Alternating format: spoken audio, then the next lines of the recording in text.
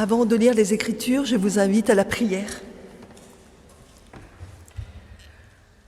Seigneur, nous te prions de nous aider à écouter ta parole, ton Écriture sainte, de tout notre cœur.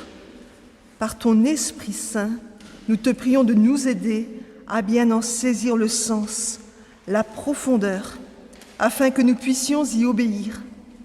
Seigneur, fais que nous désirions ardemment nous soumettre à ta volonté, nous soumettre à toi, Jésus, parole vivante, parole de vérité. Affermis-nous, illumine-nous, afin que nous comprenions la grâce ineffable que tu nous as accordée. Amen. Ce matin, plusieurs lectures, 2 dans Jérémie et 2 dans Luc. La première dans Jérémie 7 au verset 1 à 15 et ensuite Jérémie 26, 1, 6. En fait, ces 2 passages, bien que très éloignés, parlent de la même chose, c'est le sermon du temple.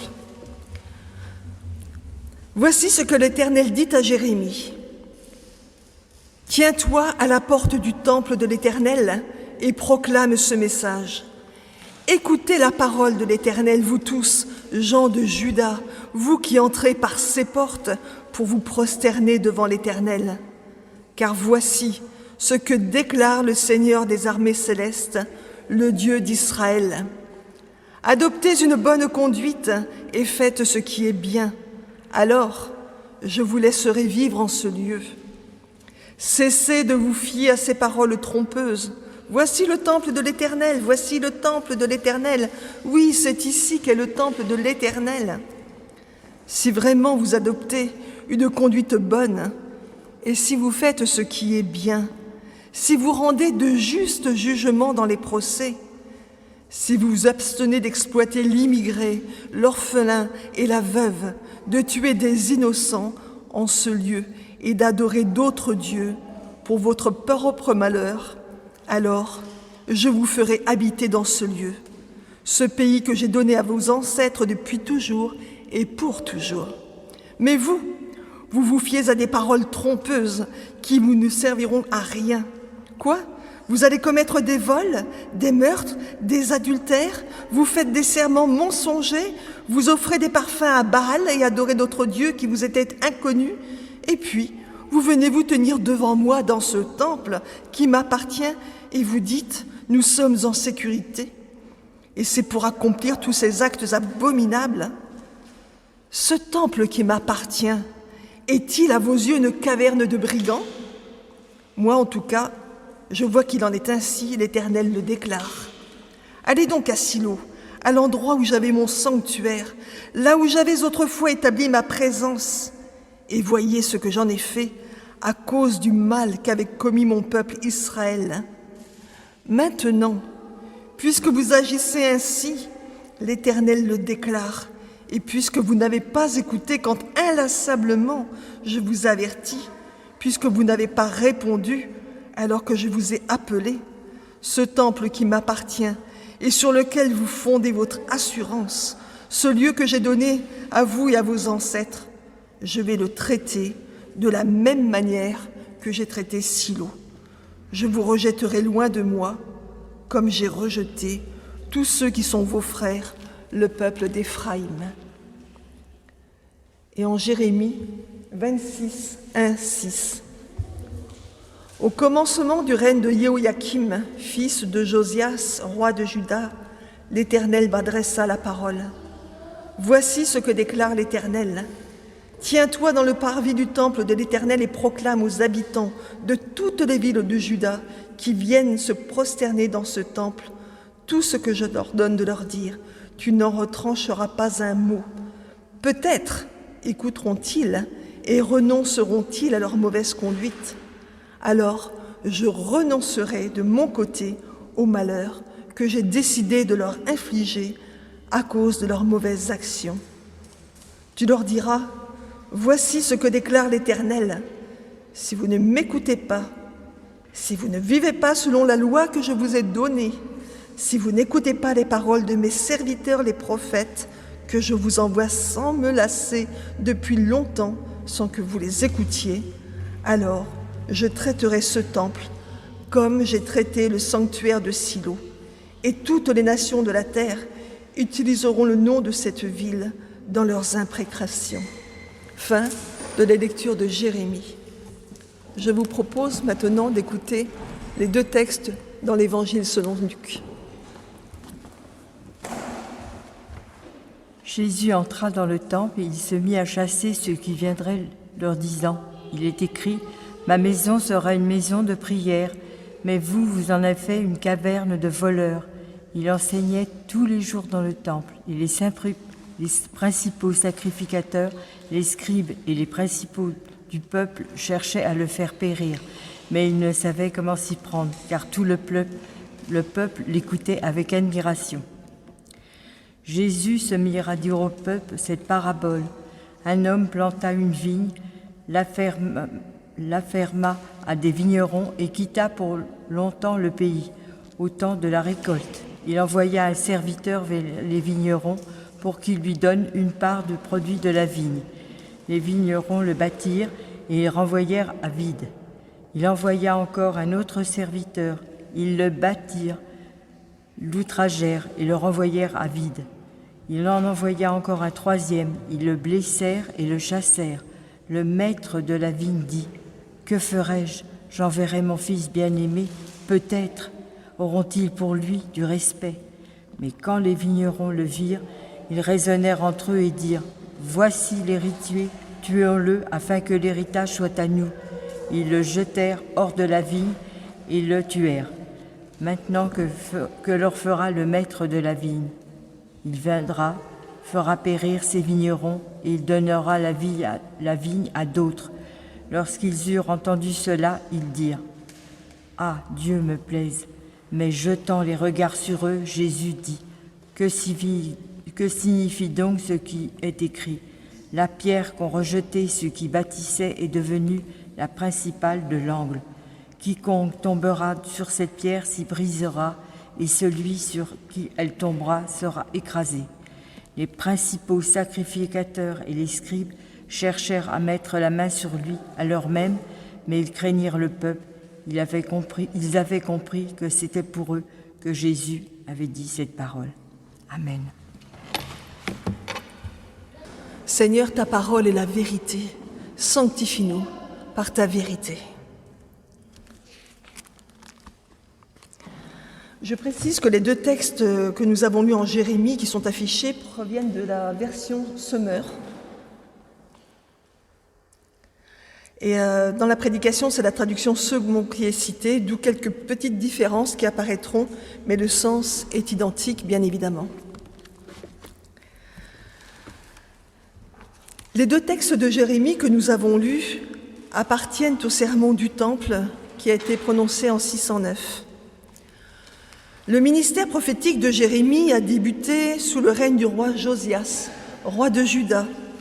Josias a régné dès l'âge de 8 ans, de 640 à 609. Ce roi a entrepris une grande réforme en 628 à l'âge de 20 ans, afin que le peuple revienne à l'Éternel de tout son cœur. Il est probable que Jérémie ait participé à cette réforme. Josias et Jérémie étaient sensiblement du même âge. Josias meurt au combat dans la vallée de Megiddo en 609. Il est âgé de 41 ans. C'est son fils Joahaz qui lui succède, mais il est emmené captif en Égypte suite à un combat entre Babyloniens et Égyptiens. Joachim, son frère, le remplace la même année. Mais Joachim est un roi infidèle à l'Éternel. La réforme de Josias apparaît dès lors comme insuffisante, superficielle, et l'idolâtrie avec l'injustice sociale et la corruption réapparaissent. Comme le dit l'Ecclésiaste, il n'y a rien de nouveau sous le soleil. Comme nous l'avons lu, Jérémie interpelle le peuple superstitieux qui met sa confiance dans le temple, mais pas en l'Éternel. Le peuple se rend auprès de Dieu alors qu'il se souille auprès de Baal. Il se croit en sécurité. Dieu les prévient de son jugement s'ils ne changent pas. Dieu interpelle son peuple par 2 questionnements. La première est de savoir si le temple de Dieu est une caverne de brigands ou une maison de prière. La seconde est peut-être écouteront-ils, peut-être auront-ils du respect.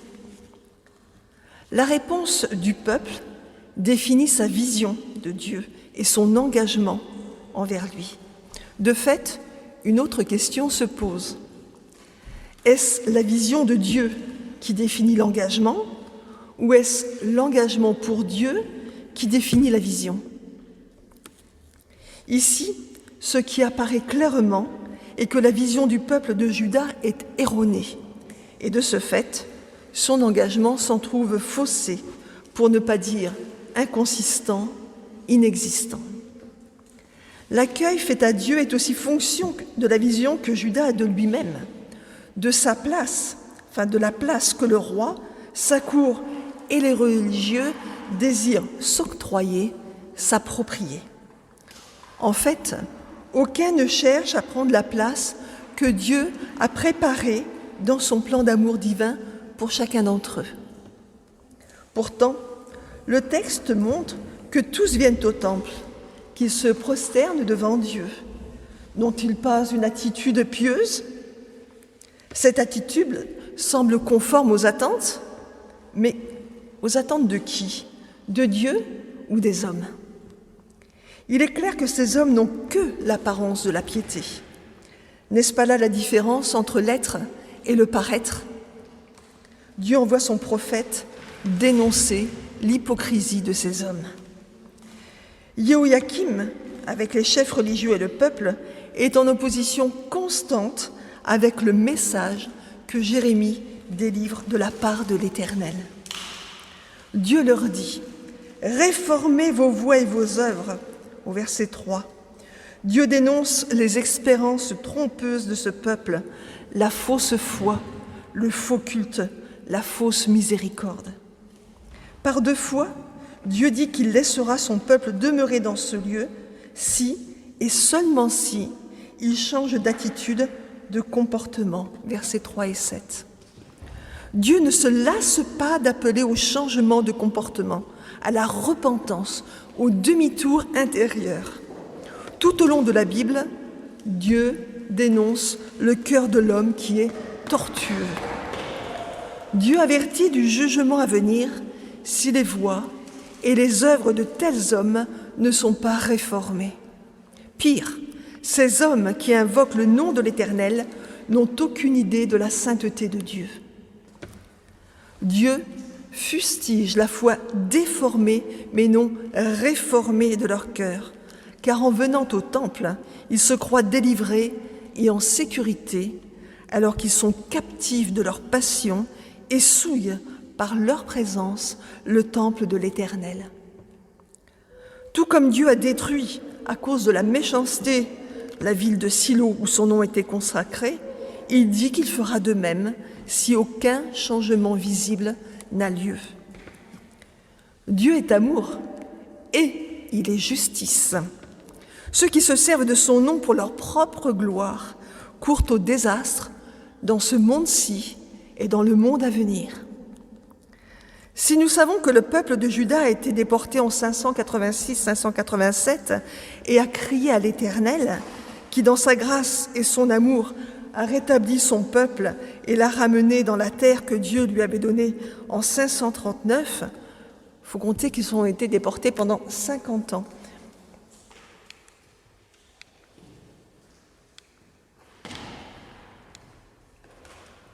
Donc, voici la carte. Donc, on voit très bien le peuple de Juda qui est entouré en rouge. Au-dessus, on a le royaume d'Israël qui a été déporté en 722 et Juda qui s'apprête à être déporté en 586 si il ne réforme pas ses voies. Donc, on voit les Babyloniens, les Assyriens par rapport à l'Égypte, et eux se trouvent toujours au milieu, et donc ils doivent prendre position pour l'un ou pour l'autre, et en général, ils font toujours le mauvais choix. Il est parfois difficile d'entendre ce que Dieu nous dit dans l'Ancien Testament. Le Nouveau nous paraît plus doux, plus acceptable.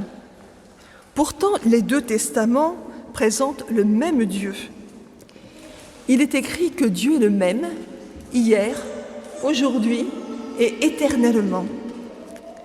Jérémie questionnait le peuple de la part de l'Éternel ainsi. « Est-elle à vos yeux une caverne de voleurs, cette maison sur laquelle mon nom est invoqué ?» En Luc 19, Jésus reprend les propos de Jérémie et dit « Il est écrit, ma maison sera une maison de prière, mais vous en avez fait une caverne de voleurs. » On s'en aperçoit, Dieu ne change pas, que ce soit Jérémie, que ce soit Jésus, le message de l'Éternel est identique. Ce que Dieu dénonce dans l'Ancien Testament, il le dénonce de même dans le Nouveau. Pourquoi ? Parce que le cœur de l'homme n'a pas changé. Jésus seul peut changer le cœur de l'homme par sa sainte présence. Par Jérémie, Dieu dénonce le peuple qu'il a choisi, qu'il aime, qu'il a conduit, car ce peuple s'est détourné de lui pour suivre des dieux étrangers qui ne voient pas et qui ne parlent pas. Comment est-ce possible ? Dieu dénonce la violence, l'injustice et la corruption. Le temple dans lequel est invoqué son nom est souillé. Le temple est souillé. La ville est souillée. Le pays est souillé. Le peuple est souillé. Quid de la réforme de Josias ? Le peuple a obéi extérieurement, mais non intérieurement. Dieu dira d'un tel peuple qu'il l'honneur des lèvres, mais que son cœur est éloigné de lui. Avec la mort de Josias, la réalité des cœurs idolâtres se révèle au grand jour. Or, pour obéir à Dieu intérieurement, il est nécessaire que la prière soit associée à l'approfondissement et à la compréhension spirituelle de la parole de Dieu. C'est alors que se produit une vision chaque jour plus juste de Dieu et conduit à un engagement plus intense, plus ferme. Je relis cette phrase parce qu'elle a son importance.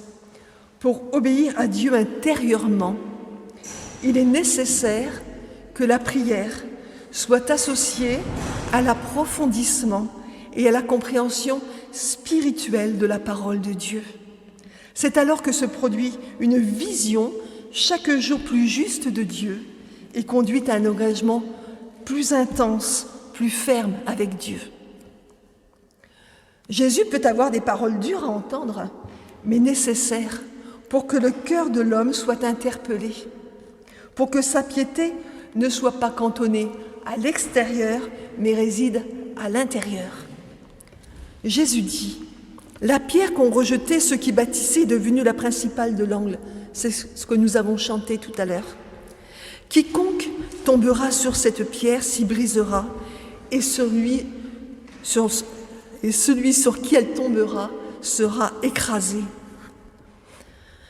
Jésus n'est pas venu pour tenir des propos mièvres pour plaire à l'homme pécheur. Jésus est venu pour accomplir la volonté de son Père, pas la sienne, et encore moins la nôtre. Il est venu faire connaître aux hommes la vérité de Dieu son Père, la vérité qui conduit au salut. Dans le Nouveau Testament, Jésus interpelle souvent les chefs du peuple, les sacrificateurs, les scribes, les sadducéens, les pharisiens, c'est-à-dire ceux qui sont chargés de conduire et d'enseigner le peuple dans la vérité, dans la voie de Dieu. Que leur dit-il ?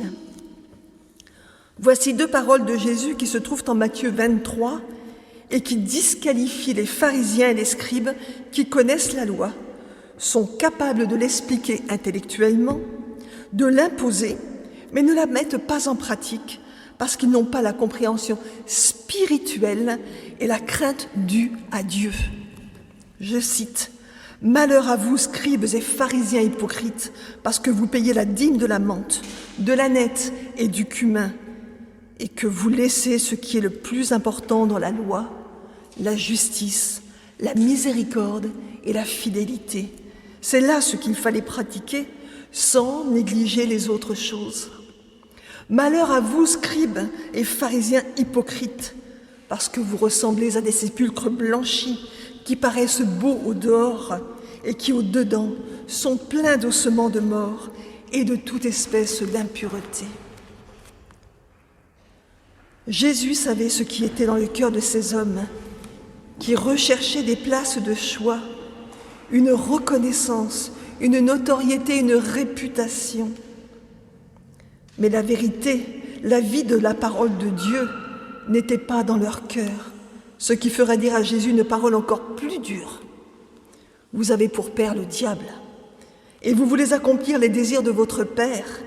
Il a été meurtrier dès le commencement, et il ne se tient pas dans la vérité, parce qu'il n'y a pas de vérité en lui. Comme on peut s'en apercevoir, le Nouveau Testament comporte des passages aussi difficiles à entendre que dans l'Ancien. La parole de Dieu est indissociable, on ne peut pas la scinder. Elle est un tout de la Genèse à l'Apocalypse. Mais il y a toujours un message d'espérance pour celui qui se repent. En effet, dans cette parabole, comme dans d'autres, le propriétaire quitte le pays pour un long moment. Jésus montre que Dieu donne toujours du temps à l'homme pour qu'il prenne conscience de son besoin de changement, de son besoin de repentance. Dieu nous a choisis de toute éternité. Dieu nous appelle à le suivre et à porter du fruit. Dieu nous donne le temps de nous retourner, de nous engager. Dieu sait que nous avons besoin de saisir ce qu'il attend de nous. Nous avons besoin d'une vision claire, d'une compréhension.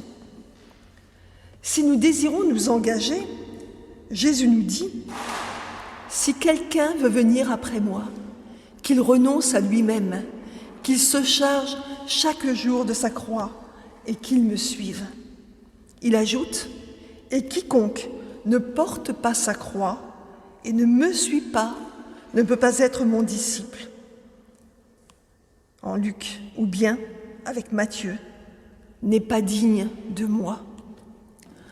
L'engagement auquel Christ nous appelle est clair et ne nous appelle pas avec une vision faussée de l'engagement.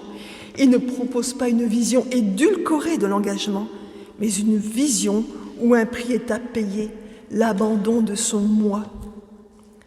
Cela signifie que l'on ne peut être membre du corps de Christ tout en restant imprégné de la pensée du monde, comme cela a été dit tout à l'heure. Car soit nous marchons dans la lumière, soit nous marchons dans les ténèbres. Jésus dit « Celui qui me suit ne marchera pas dans les ténèbres, mais il aura la lumière de la vie. » Jean 8, 12. Dieu connaît toutes choses, il connaît les cœurs. Pourtant, aussi bien en Jérémie que dans la parabole, il dit « Peut-être écouteront-ils et renonceront-ils à leur mauvaise conduite ?» Et Jésus dit « J'enverrai mon Fils bien-aimé, peut-être auront-ils pour lui du respect ?» Ces deux peut-être nous rappellent que nous sommes des créatures responsables. Nous avons été rendus capables de faire des choix. Dieu nous dit de lui demander la sagesse et le discernement et qu'il nous les donnera.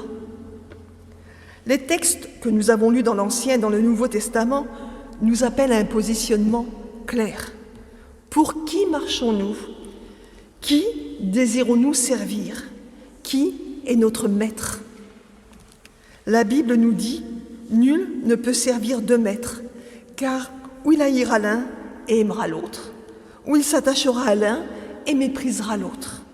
Vous ne pouvez servir Dieu et Mammon. » Choisissons-nous la lumière ou les ténèbres? Nous avons vu avec Jérémie que ceux qui entraient dans le temple croyaient être dans la lumière, alors que Dieu leur dit expressément qu'ils sont dans les ténèbres. Si notre confiance est en Dieu et en Dieu seul, nous le laisserons mettre à la lumière nos péchés, nos manquements, c'est-à-dire notre moi, c'est ce que nous avons chanté tout à l'heure.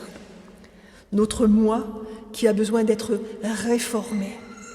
Nous prendrons conscience de notre manque de sainteté.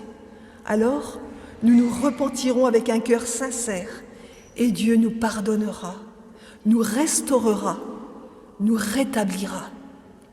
Tous, nous sommes pécheurs, tous, Nous avons besoin de repentance, à des degrés différents bien sûr, car sur le chemin qui mène au Père, nous ne sommes pas tous au même endroit. Chacun avance de manière différente. Chacun avance selon son rythme, selon sa compréhension. Dieu nous connaît chacun personnellement et sait où nous en sommes. Tous, cependant, avons accès au trône de la grâce.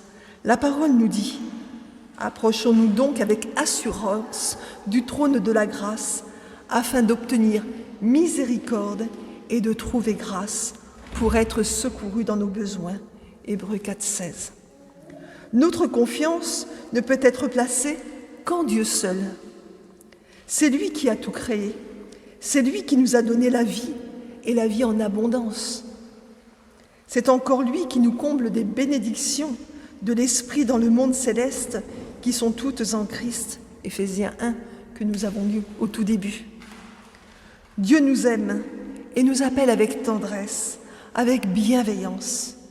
Il nous montre sans se lasser, avec une grande patience, le chemin qui conduit au salut, à la vie éternelle. Écoutons encore. Cette parole est certaine et digne d'être reçue. Le Christ est venu dans le monde pour sauver les pécheurs. 1 Timothée 1,15. Une première conclusion. Il nous faut répondre à la question de savoir si sur notre vision dont dépend notre engagement ou bien si notre engagement dépend de notre vision. J'ai envie de vous répondre les deux. Si Jésus donne à tout disciple une vision claire de l'engagement, c'est-à-dire que pour le suivre, il faut renoncer à soi-même, à son moi orgueilleux, il montre aussi que tout engagement dépend d'une vision grandissante qui s'enracine dans la parole de vérité. Engagement et vision sont donc interdépendants. S'il est vrai que nous ne pouvons nous engager sans vision, toute vision a besoin d'être affinée au fil du temps. Il est impossible de comprendre au premier jour de notre appel ce que Jésus attend de nous pour la suite des jours. Nous ne pouvons connaître que la vision majeure ou première de notre engagement. Aussi, avec le psalmiste David, chacun peut dire avec le psaume 119, que je ne citerai pas dans son intégralité, « Ô Éternel, enseigne-moi le chemin de tes ordonnances, et je le suivrai jusqu'au bout.